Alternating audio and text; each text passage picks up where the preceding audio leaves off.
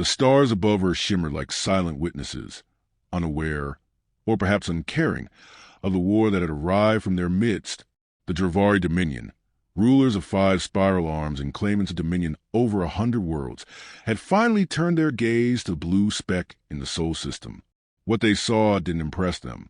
Aboard the command vessel Victorin, hovering beyond lunar orbit, Commander Zalur leaned back in his gravity throne and reviewed the intercepted footage from Earth's military.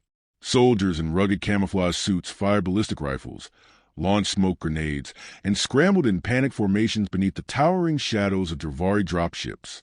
Zalur's 6 nostrils flared in amusement. His voice translated through an emotion-dulling filter. They still use metal slugs, he mused to his aides, his mandibles twitching. Projectile toys from a species too stubborn to evolve. Laughter rippled through the observation deck, a cold, synchronized response from soldiers bred more for discipline than joy. On screen, a human rocket-propelled grenade struck the side of a Dravari walker and bounced off harmlessly. The alien war machine incinerated the insurgents a second later with a single plasma burst. The humans weren't a threat. They were an amusement. Down on Earth, that sentiment echoed like a death sentence. The United Earth forces had failed to repel the initial planetary strikes. From the charred plains of Kazakhstan to the forests of Colorado, the Dravari's advanced arsenal tore through bunkers and airfields with surgical precision. Global command centers were decimated in orbital strikes before they could even issue countermeasures. Resistance fell into chaos. Skirmishes turned to retreats. Hope turned into whispers. But in the western mountain ranges of what was once Wyoming, silence still ruled. Not because the Dravari controlled it, but because they hadn't. Not yet. The snow-dusted ridgeline trembled as a figure crawled low through pine shadows. He moved like the wind, never quite seen, always felt. His camouflage was more than fabric. It was a second skin. His breath, shallow and practiced, fog in the frozen airs as I pressed against the scope. He'd modified himself. Sergeant Jack, Hayes didn't talk much anymore. Words were luxuries for people with time, and time wasn't something he afforded. He'd watched his unit burn alive in their base, a firestorm that left nothing but scorched helmets and melted dog tags. Since then, he'd spoken to no one. Only the rifle spoke now, and it never lied. The Dravari called a region Sector Theta Zulu 7. Jack called it home, through the scope. He tracked a line of Dravari infantry making their way across a cliff road. There were 6 of them, tall reptilian bipeds in shimmering armor, their plasma rifles glowing with lethal potential. They didn't move tactically. No cover, no spacing. Arrogance made them predictable. Jack smiled. He zeroed the scope, adjusted for wind and gravity. No fancy energy weapons, no AI-assisted lock-on. Just a .50 caliber round he'd loaded by hand, a breath he'd held 100 times, and a trigger he squeezed like a prayer. The shot cracked like thunder. The lead Dravari's helmet shattered as if struck by a god's hammer. A second round followed before the first corpse hit the snow. Panic erupted. The aliens scrambled, roaring in their native tongue. But they had no idea where the shots came from. Their scanners, built for energy discharges, couldn't trace the silent death that came from half a mile away.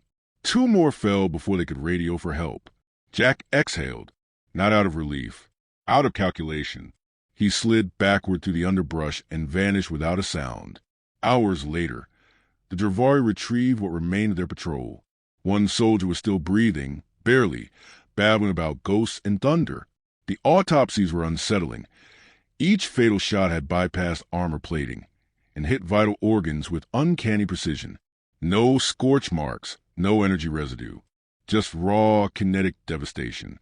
Back aboard the Victorin, Commander Zalur frowned at the data stream. "Sniper," he said flatly. "Primitive," replied his aide. "But effective." Zalur's eyes narrowed. "One human, with a slug thrower." The aide dared not respond. On a distant mountain, Jack cleaned the barrel of his rifle with ritualistic calm. His fingers moved with a kind of muscle memory that only came from grief and repetition. He didn't know if his kills mattered in the grand scale of the war. He didn't care. What mattered was sending a message. They were not untouchable. Not here. Not on Earth. The fire crackled low beside him, shielded by a ring of stones. A small photo was tucked into the inside of his chest plate, his daughter, Emily, smiling with 2 missing front teeth and chocolate on her cheek. Jack looked at it for a long moment before tucking it away. The Dravari thought Earth was conquered. They thought human weapons were a joke. Let them think it, until the silence started killing them. Snow fell in slow spirals as daylight faded into a bruised shade of dusk. The mountain ridge, once quiet, now bore the echoes of violence. Craters scorched into the stone, blackened blood smeared across white snow, and the shattered remains of Dravari armor littered the trail. The air held a new tension, a quiet weight that hadn't been there before. Something had changed. Something had struck back. Sergeant Jack Hayes crouched behind a rock ledge, assembling his gear with clinical precision. Each movement was efficient, rehearsed, exact. He dismantled the bolt assembly, wiped it clean, and reassembled it without looking. His rifle, a heavily modified M82A3, had been customized so often it no longer resembled its original form, but it still spoke with authority. Jack didn't celebrate the ambush. He didn't mark notches on his weapon or speak to ghosts. He listened for return patrols, air scans, and the distant hum of Dravari drones that occasionally scoured the forest. But for now, there was only wind and silence, and somewhere a predator that had begun to fear being prey. On the Dravari command ship, alarm sirens pulsed through the steel corridors. In a war room bathed in cold blue light, Commander Zellur paced with restrained fury. 3 more patrols lost, his aide announced, antennae twitching in unease. All within the same quadrant. No radio contact. No survivors. Zellur halted, claws flexing against the floor. Whoever it is, they are not acting alone. Analysis shows the same weapon signature. Kinetic, high velocity. Most likely one shooter. 1. Zellur hissed. A single human? The aide remained silent. The numbers spoke louder than pride could. 9 kills. 0 traces. One name echoed in whispers across the alien channels now. Earth Phantom. Jack didn't know what they called him. He wasn't trying to be a legend. Legends died in the open. He was trying to buy time. Time for a regroup. Time for Earth to remember how to fight. But more immediately, he was trying to teach the Dravari the first rule of ground war. Never underestimate a man with a rifle and a grudge. The next day, a Dravari convoy entered the valley below. 4 walkers with energy shielding, escorted by 12 infantry soldiers in full battle armor. It was overkill, clearly bait, and Jack knew it. But he also knew arrogance when he saw it. They moved with swagger, rifles lazily scanning tree leans, assuming no Earth tech could breach their shielding. He didn't need to. He only needed an opening. High on the ridge, Jack tracked them silently. His scope zeroed in on the 3rd walker's exhaust housing, an unshielded, narrow vent vulnerable to heat buildup. Wind was light, visibility sharp. He waited, adjusted for elevation, and then, when the moment was right, exhaled and squeezed. The shot landed with a metallic shriek, followed by a hissing burst of white smoke. Seconds later, the walker's core overheated and erupted into a violent burst of flame, taking 2 Dravari guard with it.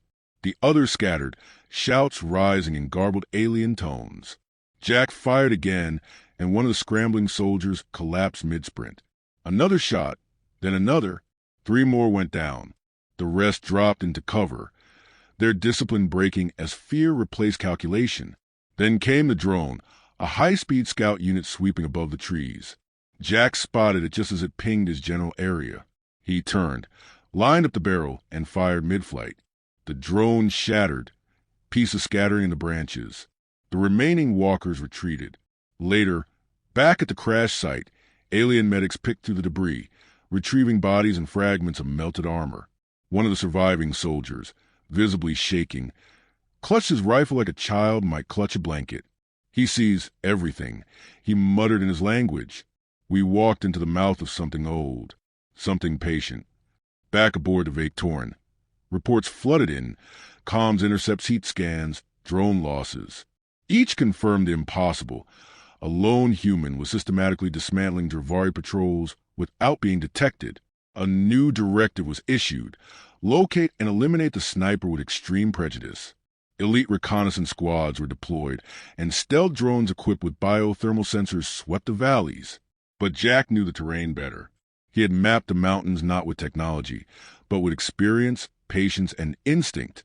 By nightfall, Jack had moved to a new position. The fire was low, his silhouette invisible against the darkened stone. He listened to the hum of distant engines and tracked new landing zones in the valley. They were adapting, finally, which meant they were taking him seriously. Jack retrieved a small data pad and opened a message he'd recorded weeks ago but never sent. A message to his daughter. "Emily, if you ever see this, I'm sorry I couldn't come home. I wanted to, but they came to our sky with fire, and someone had to remind them what Earth means. We don't give up. We don't kneel. We aim and we don't miss." He closed the file. The wind stirred the trees, and somewhere below, the Dravari regrouped for another pass. Jack chambered a fresh round and leaned into his scope. They had laughed at human weapons. Now, they were dying quietly. The mountain winds howled through narrow canyons as frost clung stubbornly to the bark of every tree. Above the snow line, where air grew thin and voices rarely rose, Sergeant Jack Hayes knelt beside a shallow stream, letting icy water run over his calloused hands. The stream was silent, untouched by the fires of war. It reminded him of another place, far away before the invasion, where he taught his daughter how to skip stones on a summer lake. That memory, like many, was now armor. He carried it in silence. Below, the Dravari weren't silent anymore. They had shifted their tactics. Gone were the overconfident patrols. Now they moved in stagger formations, used thermal dampeners, and deployed bait, artificial heat signatures that mimicked a human's body temperature. Their new ground commander, Subgeneral Kothex, had arrived to resolve the anomaly. Kothex was older than most, a hardened tactician who had risen through battles that turned oceans to glass and cities to ash. He didn't mock human technology. He studied it, and he had taken Jack personally. Kothex had established a forward operating post deep within the northern ridge, converting a series of human cabins into scanning stations and drone relay hubs. He even set up jamming towers, choking satellite signals and scrambling human radio chatter across half the region. Jack could no longer contact the few scattered resistance cells. He was blind to their movements, and they to his. But Jack didn't rely on others. In a cave cloaked by tangled pine and natural rockfall, he laid out his maps beneath the flickering glow of a salvaged lantern. Red circles marked the spots where his ambushes had landed. Blue markers showed the new patrol routes.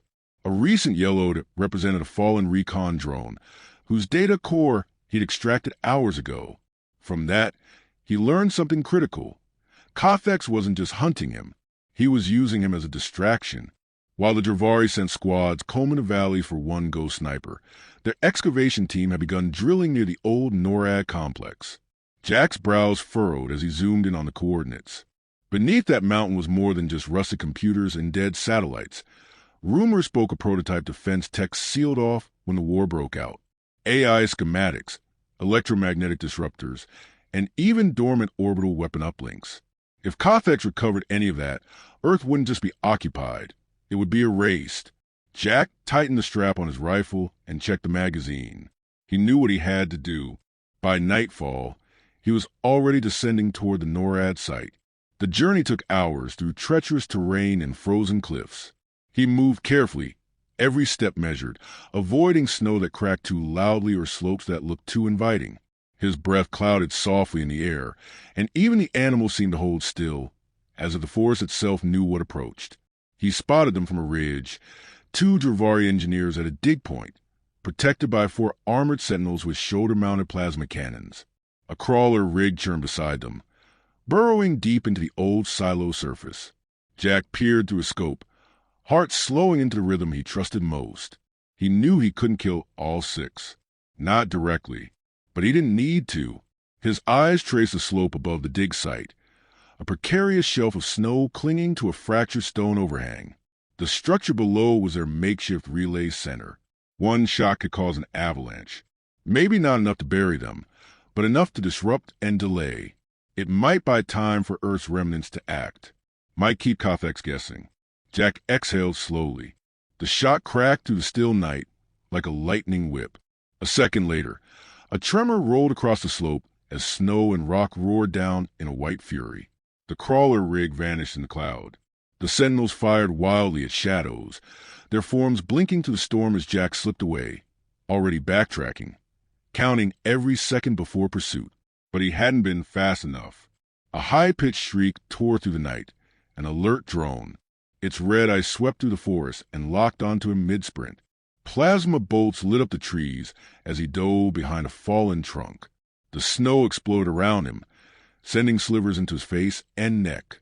He rolled, shoulders screaming in protest, and fired back once, then twice. The drone sparked and spun, crashing into a nearby pine. A second later, the air pulsed with the unmistakable shriek of inbound dropships. Jack scrambled, pushing deeper into the forest, blood trickling from a cut on his forehead. He didn't stop, didn't allow panic to set in. He'd fought too long to die as prey. But Kothax had prepared well. The net closed fast. By dawn, Jack was pinned behind a rocky outcrop near the cliff edge. The dropship hovered beyond the trees, its spotlight scanning, its bay doors open with soldiers rappelling down like silver insects. Jack was down to 5 rounds. His leg throbbed from a fall, his options thinned by the second. Then he heard it, a low rumble from below. At first, he thought it was machinery, but it was different, familiar, human. A volley of Stinger missiles ripped through the tree line and struck the dropship in mid-hover. The explosion lit up the mountain, raining metal and fire. Shouts rang out in English. Resistance. A squad of human fighters emerged from the smoke, weapons blazing, faces smeared in dirt and ash. They weren't many, 5, maybe 6, but they hit like vengeance. Jack blinked, surprised, as one of them crouched beside him, sliding a fresh mag into his rifle. "Thought you might need backup," she said, breathless but grinning. Her voice cracked with smoke and courage. "Name's Ramos. Welcome back to the war." Jack looked at her, then at the burning wreckage. Maybe he hadn't been fighting alone after all. Smoke curled skyward in thick gray ribbons, mingling with the early morning fog that blanketed the forest. The wreckage of the Dravari dropship still burned in the clearing below, its twisted metal carcass a testament to Earth's refusal to die quietly. Jack Hayes crouched beside a half-buried log, rifle resting across his lap, watching the tree lean through narrowed eyes. His heartbeat had slowed, but the fire in his chest, something old, something awakened, burned steadier than ever. Ramos and her team moved with swift, deliberate coordination. They weren't regulars. That much was obvious. Their uniforms were mismatched, some stitched from scraps, others salvaged from fallen comrades. But they fought like veterans, each movement sharpened by loss, each glance between them rich with unspoken trust. Survivors, just like him. "Command heard your name on the encrypted net," Ramos said, crouching beside Jack. "Well, not your name exactly. The American ghost in the pines was a phrase. Word as you've been carving holes in their patrols for weeks." Jack didn't respond right away. He kept scanning, watching the distant ridge through his scope. Then, wasn't trying to be a ghost, just never had a reason to come down. She nodded, her smile fading into something sober. "Well, you got one now." They'd intercepted a Dravari transmission. Kothax had accelerated his excavation schedule. With the NORAD bunker compromised and several of its seal vaults already breached, the Dominion had retrieved a dormant satellite uplink code capable of controlling Earth's aging orbital defense platforms. They weren't planning to destroy Earth from orbit. They were going to turn Earth's own weapons against its remaining resistance cells, scattered bases, bunkers, hidden transmitters, one precision strike at a time. Jack's jaw clenched. He remembered installing those systems back when he was a junior tech sergeant, long before he earned his sniper bar. It felt like a different life, but he still knew the uplink interface protocols. That knowledge made him both a target and the last hope of shutting it all down. The plan was reckless, born of desperation. Ramos's team would lead a frontal distraction, drawing fire at the perimeter, while Jack infiltrated the comms bunker nestled beneath the ruined NORAD vault. They had a brief window before the uplink went live, less than 3 hours. After that, orbital retribution would fall on every known human holdout left on the planet. Time was thinning like the air around them. As dawn brightened into harsh light, they moved through the trees like shadows. Jack kept to the rear, moving low, letting instinct and training guide his steps. He felt the familiar pressure of death closing in, not panic, but focus, the kind that forced every thought into clarity. When they reached the outer ridge, the bunker came into view, a jagged wound carved into mountainside, reinforced by alien plating and guarded by two towering sentries. The main entry had been restructured with Dravari alloy, glowing faintly with power. It pulsed like a heartbeat. Alien, living unnatural. 2 minutes, Ramos said into the comlink. Then, all hell. Jack nodded once and slipped into the trees, circling wide toward the eastern vent shafts, one of the last remnants of the original structure. It had been sealed decades ago, but explosives didn't care about history. He rigged a compact charge, timed it precisely, and blew the hatch with a muted whump. Metal groaned. Dust filled the air. He slid inside just as gunfire erupted outside, Ramos and her team drawing the guards into a fierce engagement. The tunnels inside were claustrophobic, tight, cold, humming with alien energy. Jack moved quickly but carefully, each step echoing faintly in the curved corridors. He passed the skeletal remains of old command panels, now rewired with Dravari tech, pulsing with cyan and crimson circuitry. Every turn could have meant discovery. Every second was weighted with the risk of failure. He found the uplink chamber deeper than he expected. It glowed with a chilling light, a mix of Earth's old command array and a pulsating Dravari mainframe. The interface sat in the center, floating above a magnetic field, a fusion of two worlds ready to launch death across the sky. And standing before it was Kothex. The Dravari general turned slowly, his massive frame dwarfing the control platform.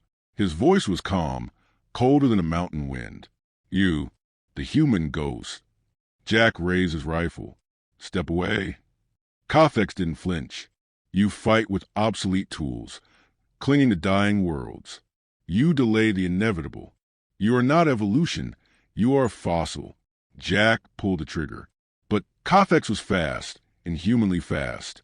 The plasma blade came alive in his right hand as he lunged forward, slicing the air where Jack had stood a heartbeat before.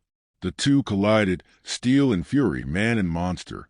Jack fired again, striking Kothex in the leg, staggering him. The general roared and swiped, but Jack duck-rolled and came up beside the control panel. His hands flew across the uplink interface. The system resisted at first, language barriers, protocol locks, but his old training kicked in. Muscle memory guided his fingers. He bypassed two failsafes, locked out external input. A progress bar flickered on screen. Uplink redirected. Countdown terminated. Kothex charged. Jack turned and fired the last round, point blank into the alien's eye. The general collapsed like a falling tower, armor cracking, blade flickering out. The silence returned, broken only by Jack's ragged breathing and the soft hum of dormant systems. Outside, the gunfire had ceased. Ramos's voice came through the comms. "Status." Jack exhaled. "Target down. Uplink disabled." There was a pause, then a relieved laugh. "Hell of a comeback, Ghost." Jack leaned against the panel, the weight of months pressing down on his shoulders. For the first time in a long time, he allowed himself to feel the ache, the loss, the flicker of something dangerously close to hope. The Dominion wasn't gone. Not yet, but today they bled. And Earth, however broken, still had teeth.